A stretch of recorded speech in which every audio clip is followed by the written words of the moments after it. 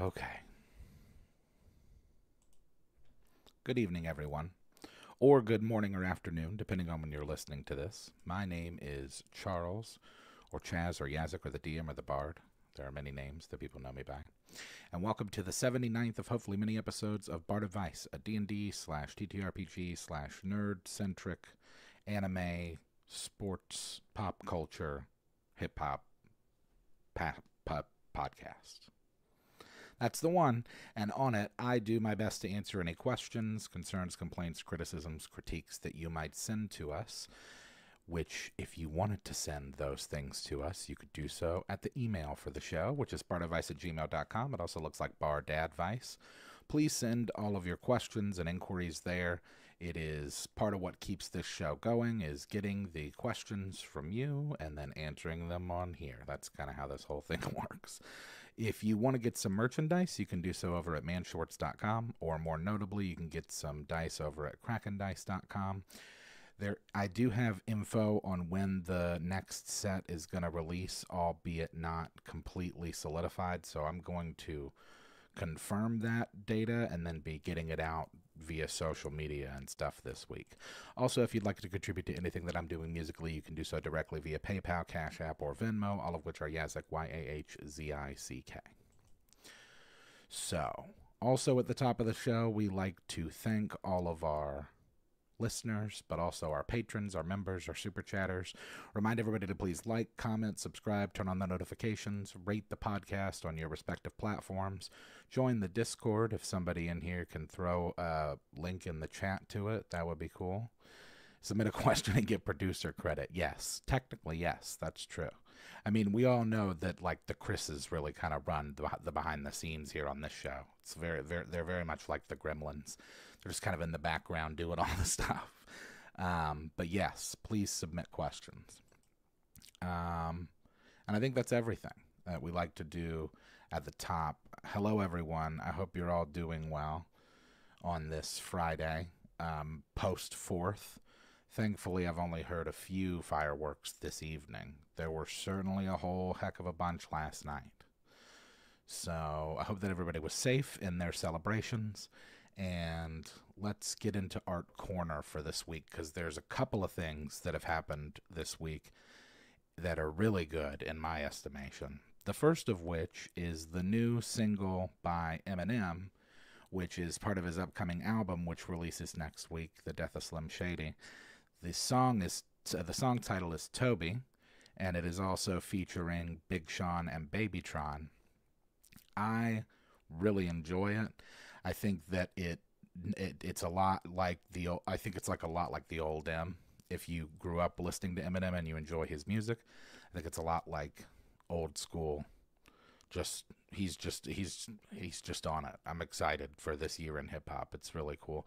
And then also Babytron and Big Sean's verses are really good, and they kind of sound alike. But I mean, they are both from Detroit. So the other thing that happened, this happened last night, and I wasn't expecting it to happen last night. Kendrick Lamar released his music video for Not Like Us, which, if you're a fan of hip hop like me, you've probably had that song in your rotation a lot these last few weeks. And he finally has an album, or rather a music video for it, and it is awesome. It's super dope. It has a lot of like local and global celebrities in it. There's a lot of really cool cameos, and I think that it's just shot really well. I think it's a really well done music video. And on that note, just another quick note for something in Art Corner that is kind of connected to this, and it's a bit of a spoiler if you haven't seen the video, but Tommy the Clown is in it. And Tommy the Clown is a guy from Los Angeles who popularized the dance form. Like, initially it was known as clowning, and it kind of evolved into what they call crumping. And I'm pretty sure, I'm like 90% sure that I've recommended this on this podcast before, but I'll do it again because it's really good. It's a documentary film called Rize, and it came out in, I want to say like 2006. And it follows the whole story and the background and the culture of that whole movement of like dancing. And it's really, really dope. So I highly recommend it. So we had a couple of things that I wanted to talk about in Art Corner because there's a lot of art going on this week and last. And man, hip hop it's been coming out. Chance, the rapper, is dropping a new album, and Childish Gambino's dropping a new album. It's going to be a good summer. Good summer for music and hip hop in particular. Okay, so we have a couple of questions this evening, and then we can do a little chat. I hope that everybody's doing well. I haven't really seen anybody in here. Just let me catch up on the chat really quick. The Council of Chris, yes. Yeah. I feel like people are the holidays are weird this year, right? It's a leap year. Somebody told me that the other day. I guess that I knew it, but I'd forgotten. And I just made a comment about how weird it was that the 4th was in the middle of the week, because my birthday is usually on a weekend because it's May 31st. So like Memorial Day, that holiday typically falls on a weekend, and it was in the middle of the week. And well, no, I guess it was on a Friday, but that's still odd because it's usually like a Saturday or a Sunday. And then like Easter was early this year and stuff, just like a bunch of weird stuff. And then I was talking about it with somebody the other day, and they were like, yeah, it's a leap year. I was like, oh, that makes sense. That's why everything's all messed up, or just seems kind of off kilter. All right, so we've got some questions, so let's get into those. The first question of the evening is from Chris, and Chris asks, hey Charles, I hope things have been going well for you and yours. Where do you personally draw the line between power gaming and playing an optimized character? Well, thank you for the question, Chris. I did not expect this to turn into much of an answer as much of an answer as it did, but I'm going to go through it because I ended up writing quite a bit about it.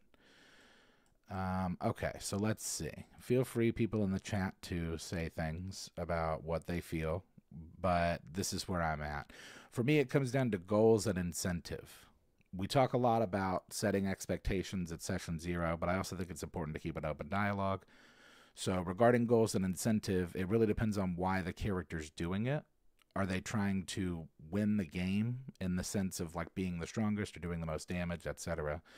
Because a little of that, I think, can be healthy to the group, not only in terms of like dedication, but with like RP among other players. Maybe another player they've got like a bit of a friendly competition thing going, like Gimli and Legolas, or Sanji and Zoro. This is to say it's not always a bad thing, but that can get a little toxic. Like if the goal is to be the strongest or the most powerful in the party, and you are, then it gets a little hard to explain the character's reason for being in the party in the first place. So this is, I think, the meta tightrope that players often find themselves walking, because you as the player have incentive, which primarily I assume is to hang out and just like enjoy playing D&D with friends. But beyond that, there are probably things you want to achieve and experience as a player. But when you zoom into the incentive and the drive of the character whose role you're assuming, then it becomes kind of a different thing. So I would say as a general rule, players should strive to put their characters' wants and needs above their own, since that's kind of the whole exercise. Give the character some autonomy in that sense. Like maybe you want to optimize your character, but your character doesn't want to be optimized or power gamed. Or maybe they do, and they've got like a Vegeta thing going, where they themselves are obsessed with being strong, and later that unfolds through RP, and you have a captivating backstory that explains the behavior, etc. Perhaps it could even be used as an arc wherein your character develops into a person who's comfortable enough in their own skin that they don't need to be the best in the room all the time. Honestly, I've always kind of thought playing an optimized character was a thing that power gamers said to make it seem like they weren't power gaming, which, again, I don't think that there's anything wrong with it, but it is kind of like, what does optimize mean? Optimized for combat? Why? To what end? And since it's a team game, would you be better optimizing the character for the party rather than for your own desire? In which case, good for you. But for me, since the game was always to have fun, an optimized character for me is one that's riddled with flaws and inconsistencies, because that's how people are in real life. At the end of the day, goals and incentive can be managed with regular conversations about expectation management. Talk to each other. So the short answer to the question, I think, is that it's a very thin meta tightrope between playing an optimized character and power gaming. But I think everybody is just kind of different in how they decide that they want to play the character. But I've never really been, it's hard for me to speak on it because I've never really been interested in either power gaming or optimizing.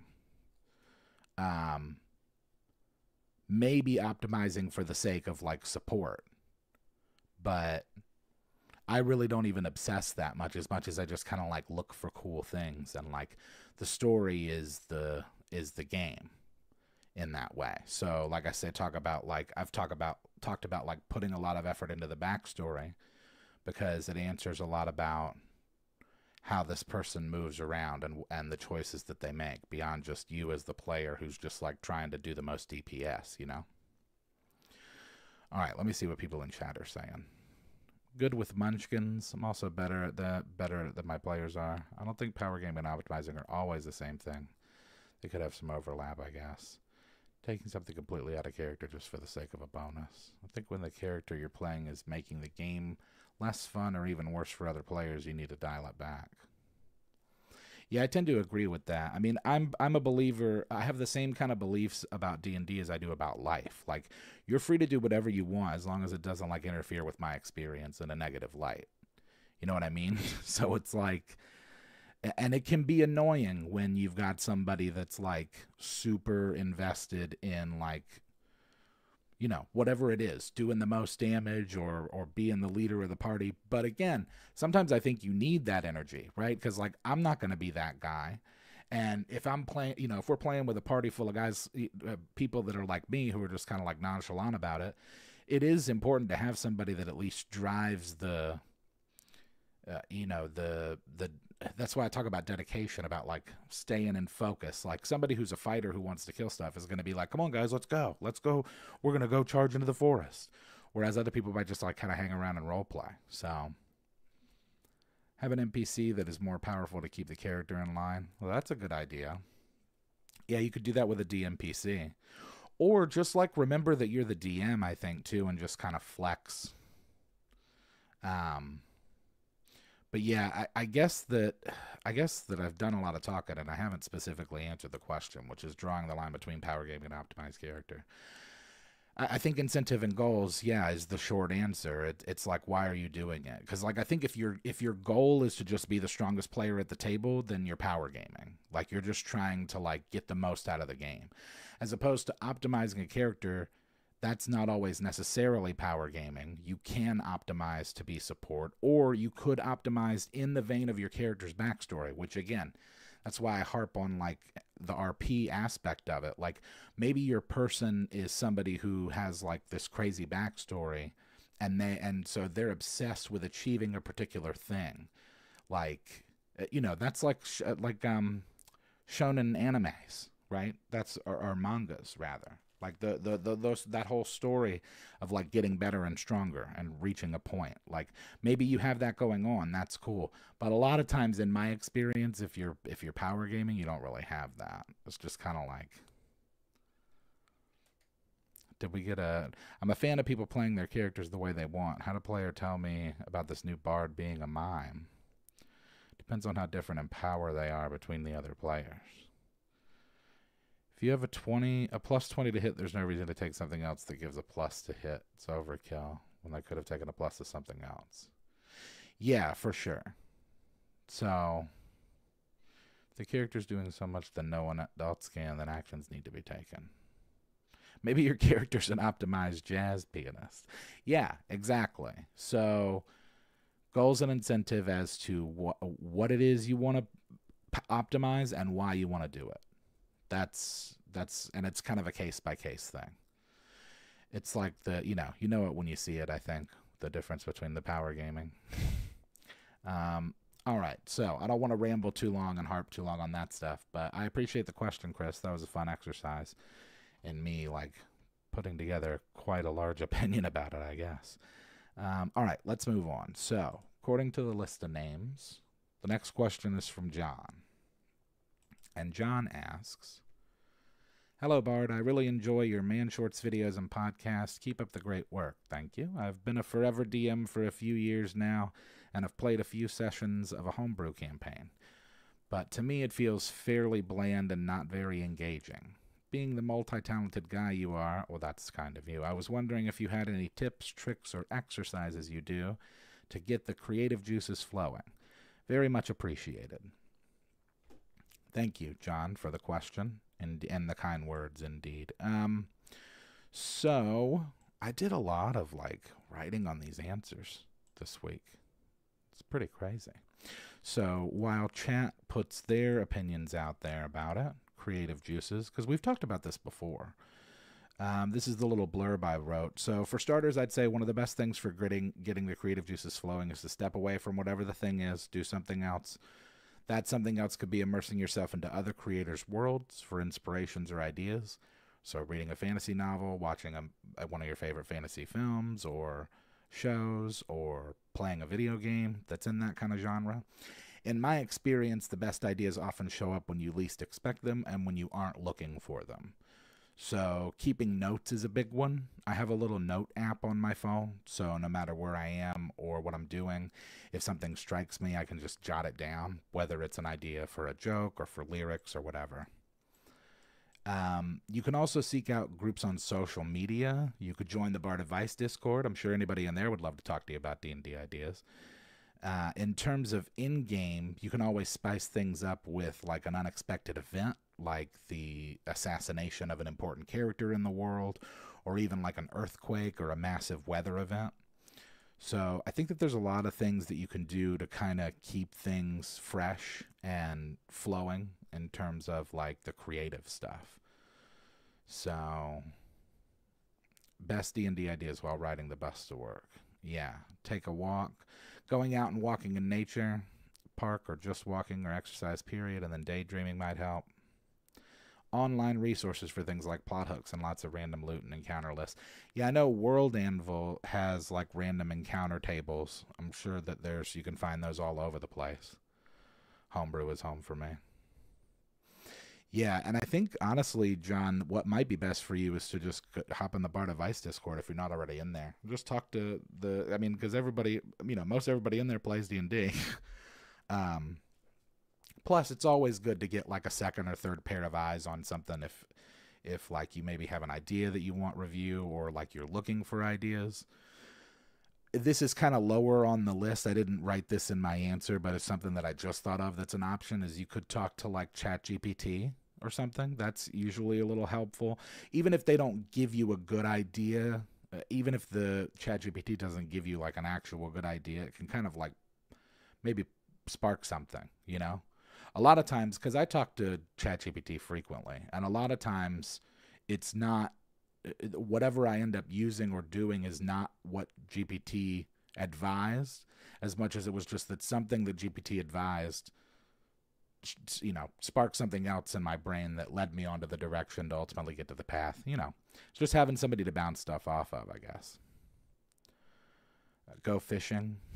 That's not a bad idea. I think, removing yourself from the scenario, because if you obsess over it, it's probably not going to get better.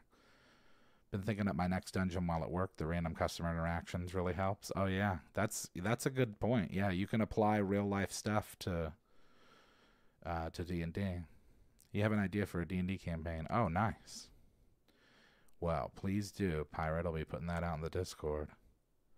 Have a half gallon of coffee and a few epic music tracks to get your blood pumping.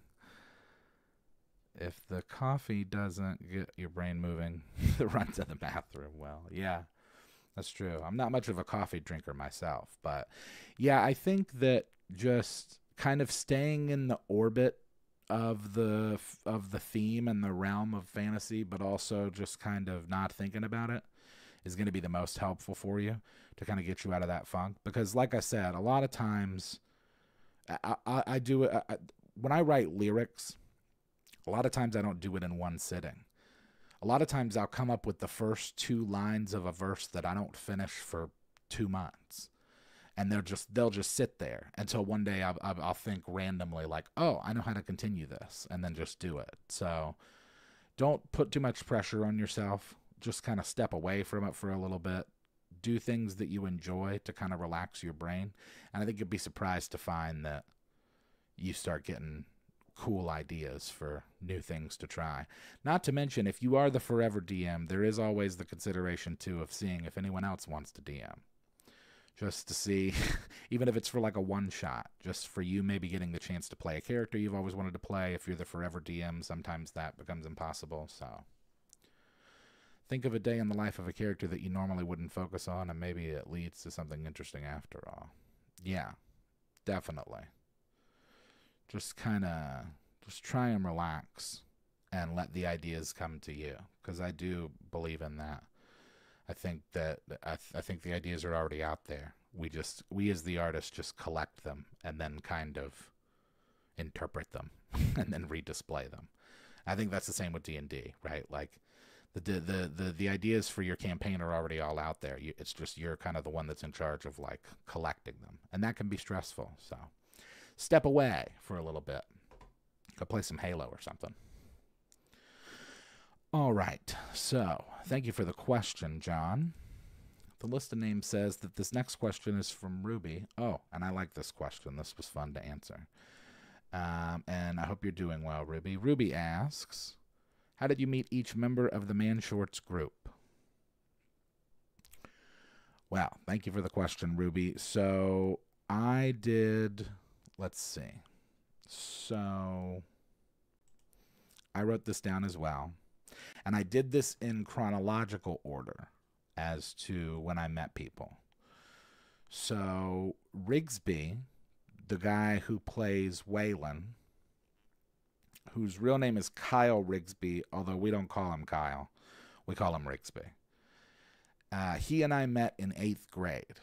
So halfway through the 8th grade, I got expelled from the private Christian school that I was attending.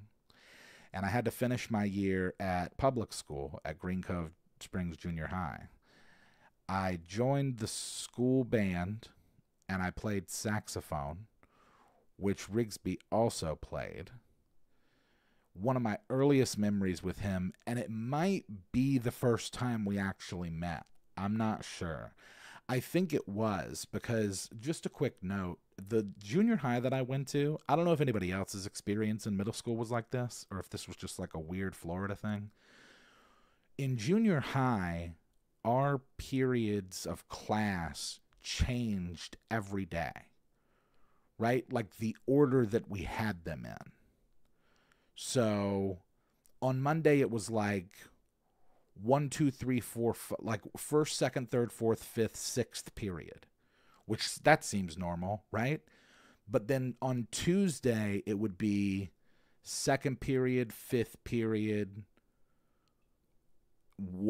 fourth period, first period. Like it would be all different. And so you never had a day in the same order of classes. And I had no frame of reference for that because I was coming from a different school where, we just had our same classes every day. Like it seemed really regular to me. And so as a result, if you don't know what day it is and what period it is, then you have to you got to figure it out. So it's like you might go to third period thinking that you're going to third period, but it's not third period, pal. Third period in this slot is yesterday. Today, it's, at the end of the day. And so where you really need to do is go to sixth period right now, which is across campus. Anyway, that's a huge, long, roundabout way of telling the story that I was late to band. And it was, I think, one of the first weeks that I was at school. And Rigsby was late, too. And so we both ran up to the band room at the same time. And the band director made us do push-ups because we were late. So that's Rigsby, and I've known him forever, seemingly. And then I met Justin through another friend, Chris Odom, which I met through. I had a lot of friends I met through other friends, but I guess that's kind of like that when you're young. Anyway, I met Justin. In fact, I was actually friends with Justin's brother, JR, first, because Odom was in a band with JR and this other guy, Mike, and they practiced at their house. At the time, I only knew Justin as the Halo kid because he was always like kind of just in the background playing Halo too. And we used to make movies way back then too when we were like 19. We used to make like goofy like mob and horror movies and like with a little camcorder. Melissa, I don't even remember how we met. I think I've known her as long as I've known Justin. I think that she worked, well, not as long, maybe like a year later after I met Justin, because I think that they all worked at Target together. Justin and my friend Ryan and Melissa. So that was when I met Peppercorn Lore. That was when I met Melissa. And then Jay, I want to say I met in like, so I didn't give like years, I guess. So I met Justin in the summer of 2005. So we're coming up on 20 years of friendship. And I guess I would have met Melissa the next year. So that's crazy. And then Jay and I met through Justin Rigsby and Ethan because I had gone briefly to Michigan and then come back. So I guess I met Jay in like, well, actually, I guess I wouldn't meet Jay until like 14 or 15. But dang, I guess we've been friends for almost 10 years or so. They met him and had played D&D with him. So that's all to say, most of us have known each other for like 10 plus years. Next summer, it'll have been 20 years with Justin. And I guess I've known Rigsby for almost 25, which is pretty insane to say, I guess. But Ontario, not as late as you were last week. Hey, well, how's it going, Kirk? Welcome to the party. We're just talking about man shorts meetups, like how we met. So yeah, Rigsby and I have known each other since we were kids. And my friend Ryan, who isn't technically like part of the Man Shorts crew, but he is one of the players in the Baldur's Gate 3 campaign. Ryan and I have known each other since the 7th grade because he also went to that Christian school that I got kicked out of. So we lived there, or rather we were friends there in 7th grade. And then he went to a different school. And then I did too, ultimately. So doing the piratey thing. Oh, yes. You graduated in 02. Yeah, I graduated 05, high school. I was thinking that. That's pretty crazy.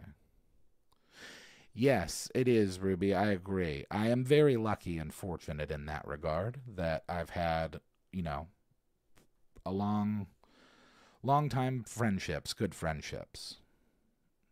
So, yeah, that's that. That's where we are. and then we just, started making stuff. Well, like I said, we've always kind of made stuff. You can go to like my YouTube channel and see like a bunch of old stuff, and like you can catch Rigsby in a video from like 2009 or something. So yeah, those guys are fun. Those guys and gal. All right. So thank you for the question, Ruby. That was fun. That was a nice little trip down memory lane for me. All right. So the next question on the list is from Trevor. And Trevor asks, hey, Yaz, how do you feel about DMs fudging rolls, modifiers, AC, etc.? Sure, there's no point in rolling if there's no risk of failure, but then again, the whole point of the game is to have fun. If I sense a player getting frustrated, I might fudge a number here or there to get them grooving again. That said, I won't hesitate to kill a PC for stupidity, or if it's narratively good storytelling. Well, thank you for the question, Trevor. Yes, I tend to agree. So I wrote actually a good little response to this as well. So chat, feel free to voice your opinions. I'm going to read through this.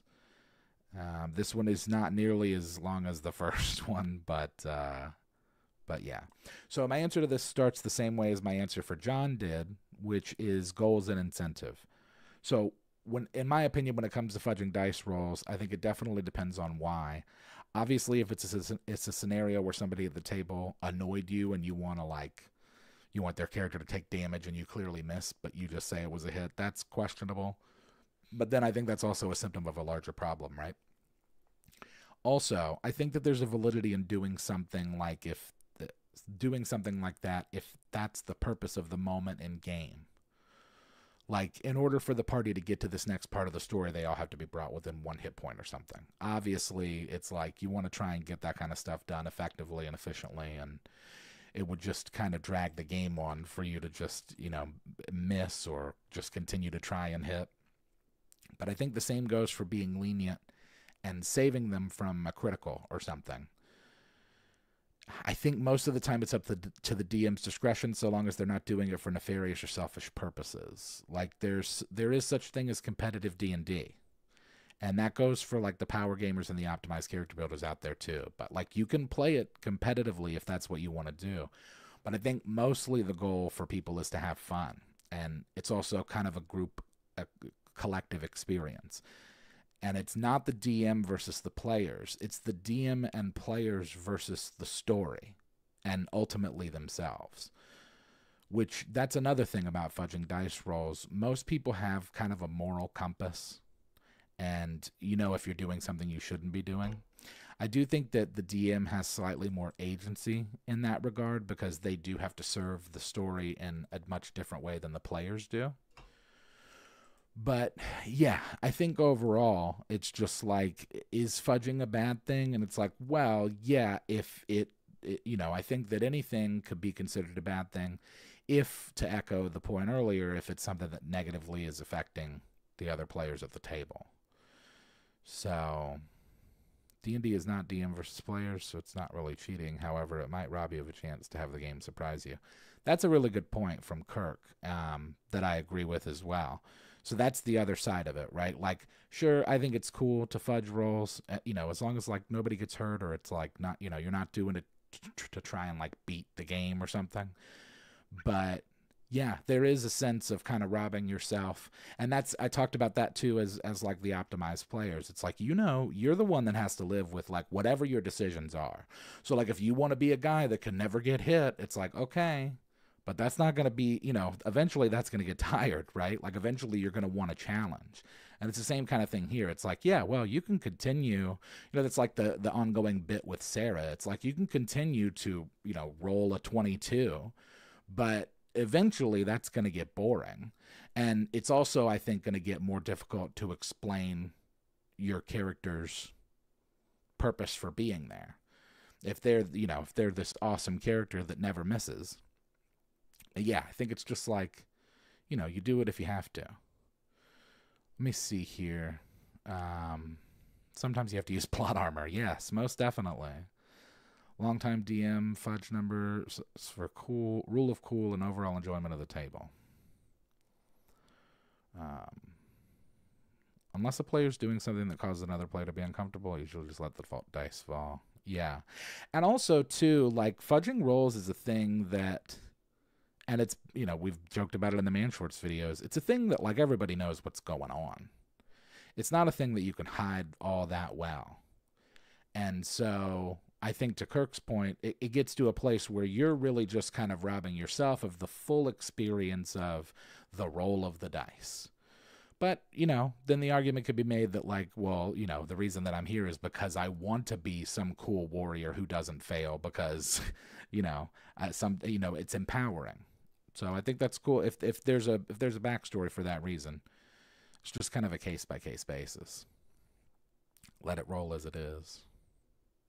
I will give players' characters extra chances. Like, for example, if someone pushes the PC off a cliff, I could just have them fall, but I prefer to give the PC a dex save to catch themselves. I like that, too. Yeah, most definitely. I like the idea of, maybe instead of fudging the roll, you give the opportunity to the player to save. So that's less egregious of a fudging move because they're still kind of at the mercy of the die, but they have more of an opportunity that maybe they would have. Or, shifting a DC by 1 if it means that they get to... it's a case by case basis. If you've got a player that's been having a real rough session, and then they've got they're going to try and unlock a gate for the party, and you've got the DC set at 12, and they roll an 11, just give it to them. Like, It's totally at your call as to the DM and the player. You have to power game, otherwise I will die constantly. My rolls kill me. I feel that. I can relate to that too. Have a bit where Sarah finally gets tired of rolling so good. Oh yeah, that'd be fun. Give a few extra rolls for the random. Oh, random townsfolk to step in and say something. Yeah. Yeah, and you can always, throw somebody like a DM NPC parachute as to saving them, but it's that meta tightrope. It's that walk in between like what you know and what the story is. And it's even tougher on the DM side, I think, because with the player side, you're worrying about yourself and then the story. And then as the DM, you're worried about yourself and the story. And then each of the players in that story. I don't know. It's a little just maybe a little bit more things to consider. But yeah, overall, I don't see it as a huge sin. In fact, I would say like I would rather somebody fudge their rolls than be a power gamer. But that's just, like, my opinion, man. It could be a quest to cast the dark magic, summon Will Wheaton. Oh, God. Oh, Will Wheaton. All right. Moving on. So we've got a few more questions, and then we'll be doing chat. Oh, and actually, I'm glad that people are here to talk about this, because I wasn't totally sure how to answer this, so we can see how this goes. This next question is from Amanda. And Amanda asks, does bardic magic get a bonus from backup dancers? Thank you for the question, Amanda. I would say that in the Kendrick Lamar Not Like Us video, certainly that's the case. But I don't know. This is what my answer was. I don't know what Raw is on this, but it's definitely a question worth exploring. So, let me see what people in chat are saying. Dancers can use help action to grant advantage. That was my first thought, too, was that synergy bonus.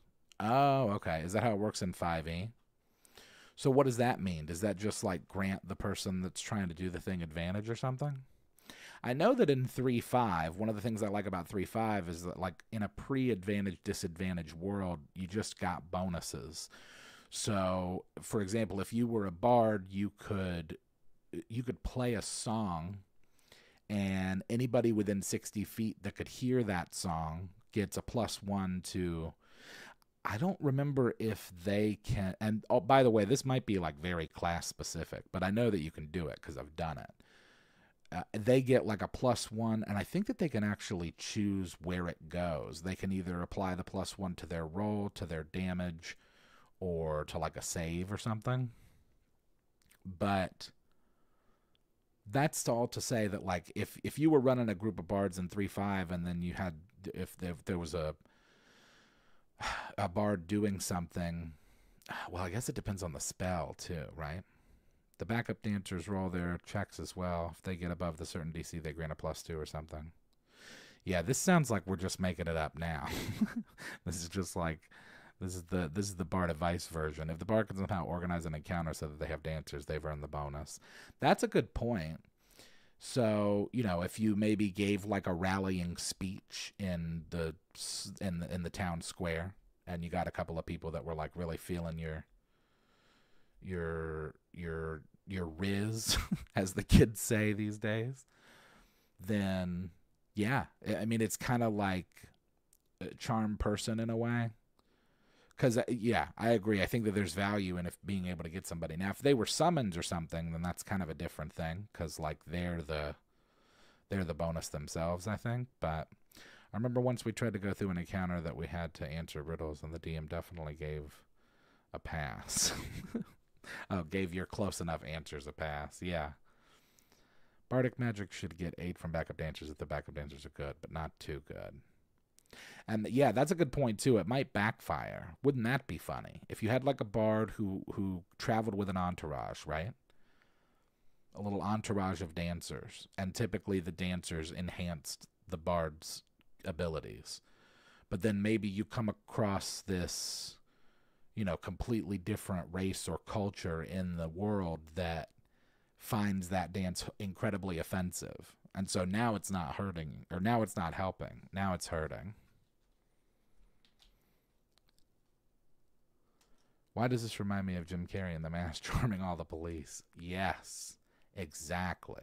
It'd be very much like that. And they were all backup dancers. They were totally into it. They were very much like, yeah, let's go.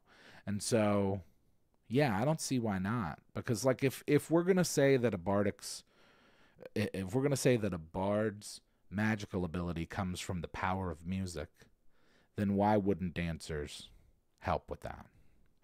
Necrobard with backup dancers recreating Thriller. Yeah. Wow, what a great movie. I kind of want to rewatch that now. It's been a long time. And that's Cameron Diaz in that movie, too. It was like 94. Whoa, that was 30 years ago, gang. That movie's 30 years old. Need Justin to show up to complete the card. Oh, no. Well, I don't think that he's going to. Although, maybe, who knows? Mariachi Band of Bardic Orcs. Oh, yeah, I saw that thing. So, yes. The short answer is yes. I would definitely allow it. I would figure out a way, and like a lot of people, I think a couple of people have already said in the chat how it could work or how it would work. I would definitely allow for it. So, I certainly agree that dancers should give bonus to Bardic magic. Okay, so we've got 2 more questions, and then we're going to have some chat. So, let me see. The next question is from Dean. And Dean asks, hello, DM. First of all, my group and I would like to thank you and the Man Shorts team for all the laughs over the years and for inspiring us to play. Well, that's kind of you. You're welcome. I'm the DM of our group, and we're about halfway through a homebrew campaign. So my question is, what are some creative ways to reward players without simply handing out XP, gold, or magic items? Thanks again. Looking forward to your response. Wow, thank you again, Dean. Gee whiz, like, what are some ways to reward the players without offering them rewards? I'm just kidding, obviously. I've got some answers for this, actually. So sound off in chat, but here we go. Right off the bat, RP comes to mind. So depending on what the player's goals are, you could certainly bestow them with rewards that would further that goal. That may not be any of those things. This would include, like, titles or special access, like maybe something like a key to the city, or like access to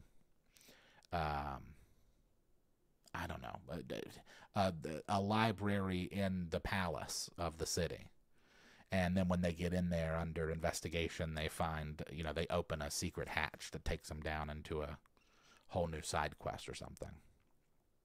So RP, I think you can accomplish through a lot with that in terms of reward. I think it also could be anything.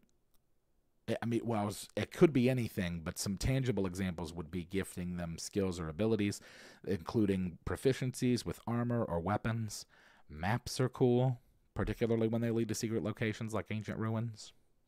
We've talked before about personalized weapons. I think you could also hand out cool regular gear like jewelry or clothes. I feel like that gets lost a lot in D&D because there's, so much obviously is about the magic and the combat of it all. But I think that there's total value in just like, a cool jacket or something. Just like for if for nothing else, for RP. And then also, like, companions. I was thinking, like, animal companions. That'd be pretty cool if, like, they did something where they got, like, a sugar glider or something that could, like, be a little companion for them. All right, here we go. Avram says land. Yeah, dude. Titles, boons, lands, perks. Focus on their backstory. Land, title, ship's fame. Oh, ship's fame. Lots of land in there. Let's see. Get to the key. Get to start a bastion or a keep. Oh, that's pretty cool. Access to special prices. That's nice. That's real nice. Geez, I remember trying to get my speechcraft up back in the day on Oblivion just so that I could get cooler stuff for cheaper. Excuse me. Candy. Bonus feats. Custom regular items. Real world rewards. Old Lady Abigail has no gold, but she offers you an apple pie. And then, bro, if my DM dropped an apple pie on the table, forget about it, dude. I love apple pie. I like all kinds of pie. Matter of fact, Rigsby and I back in the day used to go all the way across the bridge to go to Village Inn just because that was like the only one. Oh, man. Pie is good stuff. If the quest is big enough, give them a house in the city that the party is in. That's nice. I love giving items away that grant lesser feats that no one would pick anyway. Ooh, that's good. And see, the cool thing about stuff like that, right, is if like you award a player a feat that is maybe one of the lesser desired, right? Like it's not that popular. Most people don't get it because maybe it's very scenario specific. And then you immediately put the party into that scenario where that feat becomes usable. That's really cool. Costume of the Masquerade. Pirates are all about the booty. Money, gold, silver, copper. Yeah, I was thinking too, like either more gold or extra XP. You know, I've talked on this podcast before about how Posey, one of our Forever DMs, used to have what was called the Hat, which was essentially just kind of like this invisible reward that would be granted to someone at the end of each session, and it would grant them like, you know, it wasn't too much. It was like 25 or 50 experience, but it'll make the difference in you leveling up before everybody else, I'll tell you that. So, yeah, there's lots of different ways to do it. Free beer at the taverns. Pie over cake. Ooh, well, yeah, I guess that's true. I do like cake, but pie is, I think pie is probably superior to cake. Raspberries coming into season. Necromancers get their own cult followers. Paladins get pages or a church open in their name. Party never has to pay taxes again. Oh, man. That'd be nice. The cake is a lie. That is true. I'd forgotten about that. But yeah, I think that there's all kinds of different things that you can do. That you could award instead of just the standard fare. But yeah, personalized stuff for sure. Because I've always spoken fondly about the campaign that we played with our friend Jeff and Irene.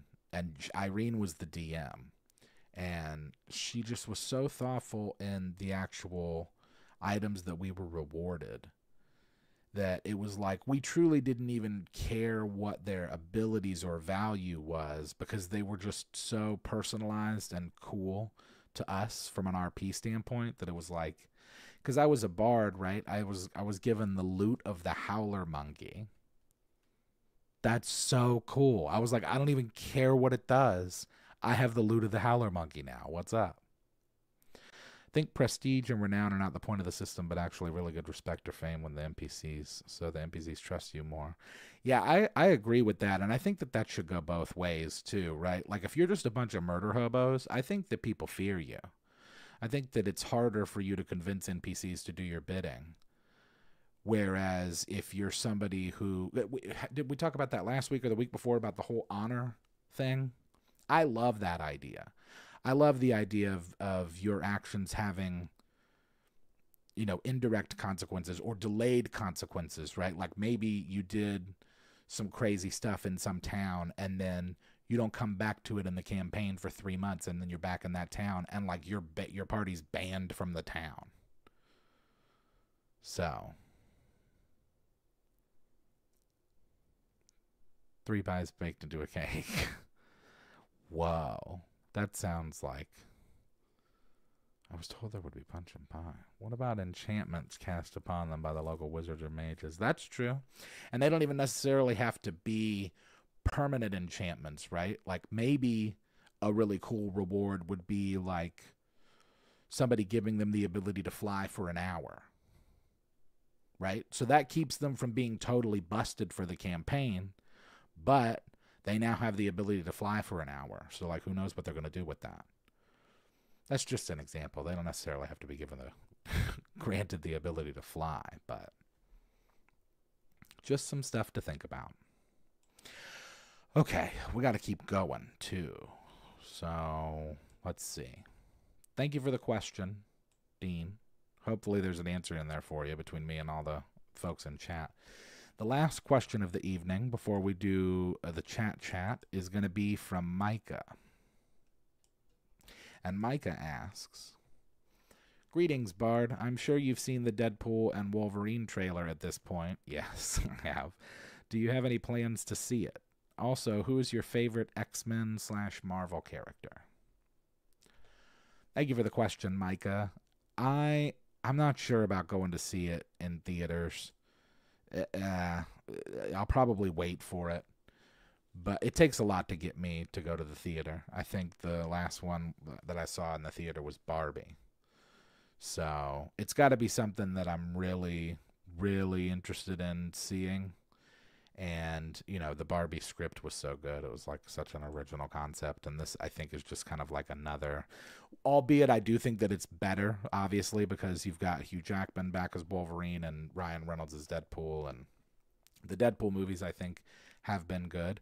But it is also a little cash grabby, too. So I'm not sure how I feel about it. But you asked my favorite X-Men and Marvel character. And we've talked about this before. So let's talk about it again.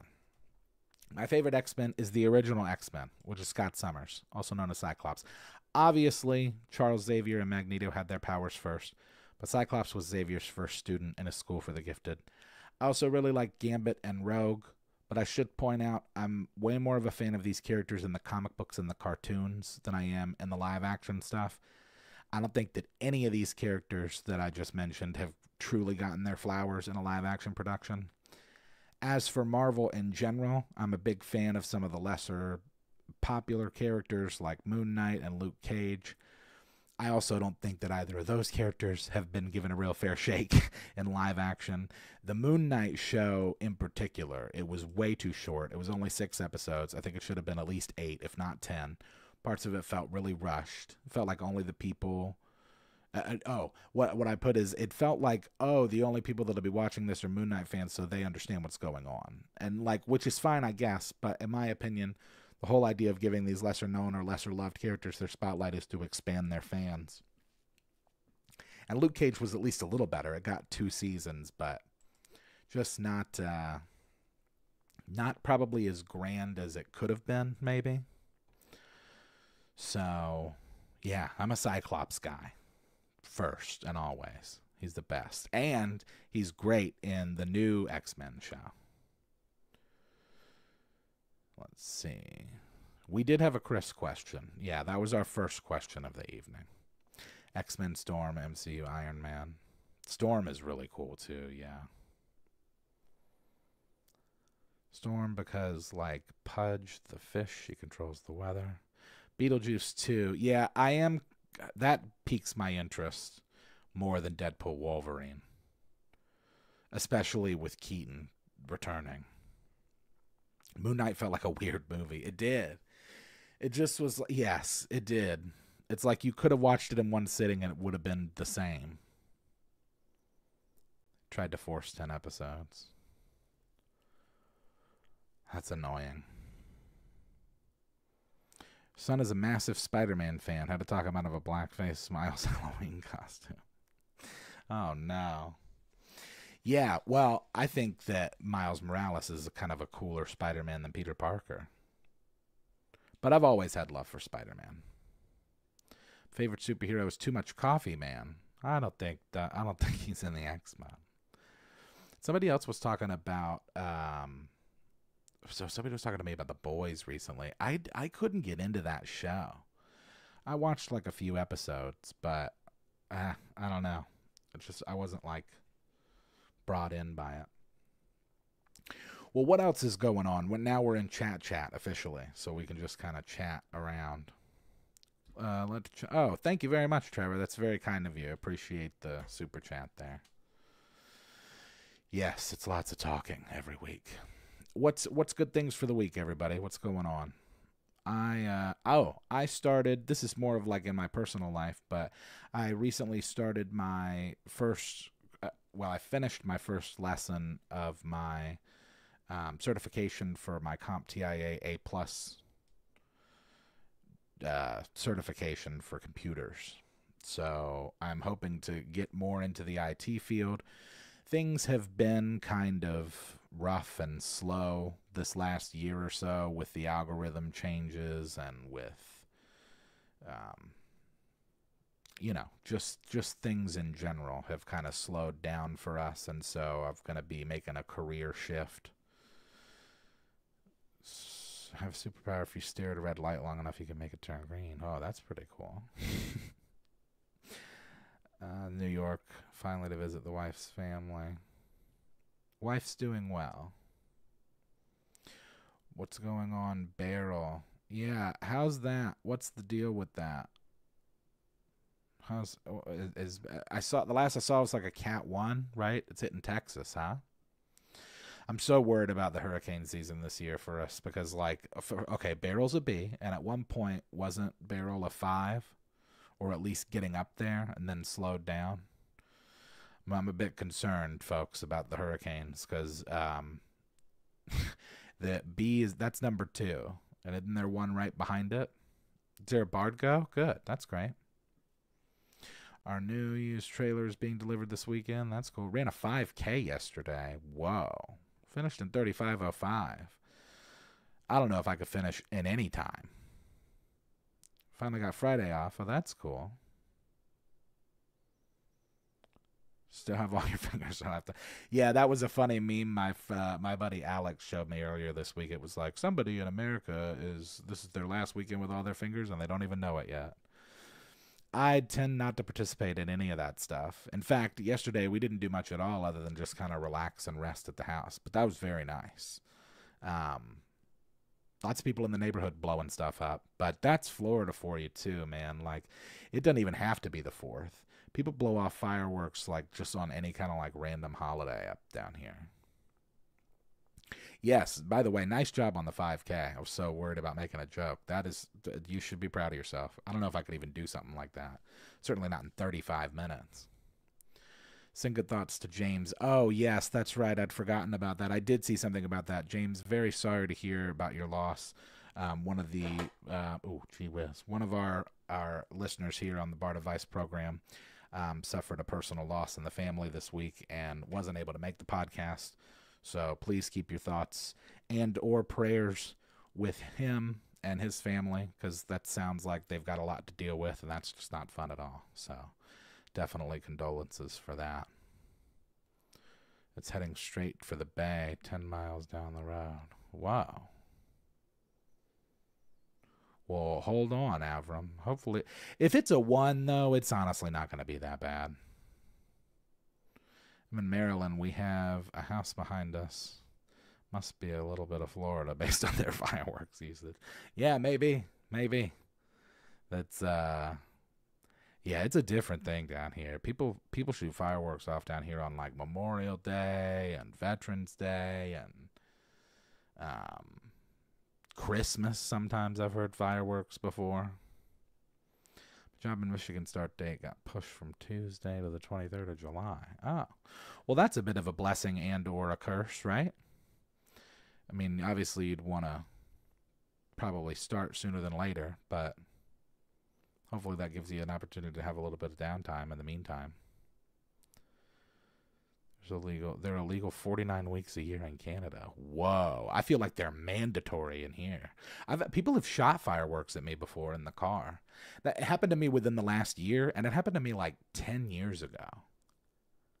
That's a weird thing, too. People just shooting bottle rockets at other cars from their car. It's crazy. Crazy Florida stuff. Oh, wow. Sorry to hear that, Pirate.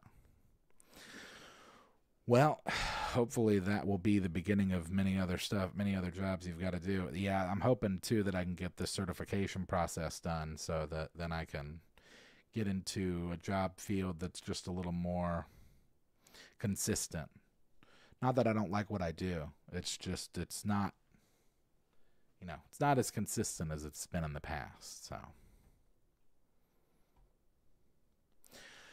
alrighty.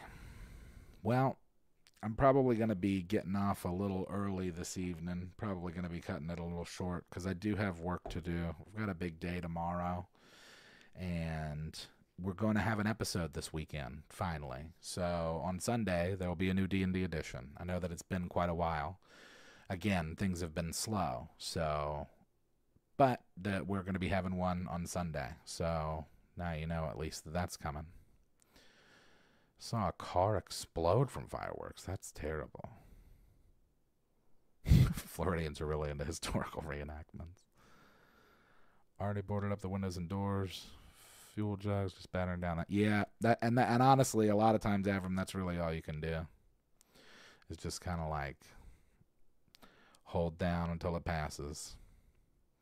Hopefully it'll move quickly, though. The worst is when they sit on you.